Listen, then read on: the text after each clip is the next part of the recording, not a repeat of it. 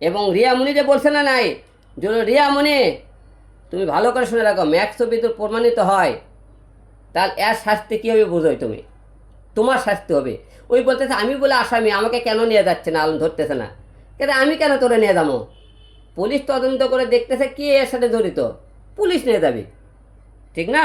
তা তুমি যে বলো যে লোকজন কেন আমাকে সন্দেহ করতেছে, সন্দেহ কেন করতেছে এবার বুঝতে পারছো তুমি? তোমাকে সন্দেহ কেন করে, কেন সন্দেহ করতেছে জনগণ? আমি সন্দেহ করতেছি কেন? তোমার কিছু করলি তোমার গাও জ্বলে ওঠে, তার কথা বললি, তাহলে মানুষ বোঝে না এসব কথা ভাই, তোমার চলাফেরাতে বোঝে না। তুমি আমাকে বলো ভালো রাখার জন্যে রাখছো, কি ভালো রাখছো? কয় বেলা আমার খবর দাও, কয় বেলা খাবার দাও, তুমি থাকো রাত্রে বেলা ক্লাবের মদ খেয়ে আসো আর আমি থাকি ভাই অফিসে, এই ভালো?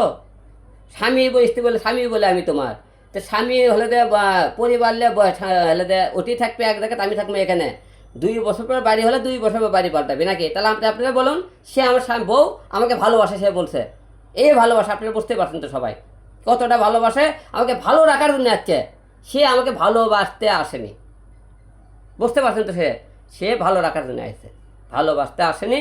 এবং সে জোর গলায় এখনও বলে আমার যদি বউ হয় সে আমার কথা বলবে, তা আমার বউ আর একজনের ছাপাই গাবে, সে তাকে বার করার চেষ্টা করবে, সে মনে বলে সে জোর গলায় বলে সে ওখানে নাই, আমি মার খালাম ভাই ওখানে, রাস্তার মধ্যে পড়ে থাকলাম, আমি বারবার বলছি, তার হুন্ডা থেকে তার কণ্ঠ শুনছে, ওই বলতেছে আলম বলছে রাত দিতে না, আমি তোমার সামনে এসব কথা বলবো?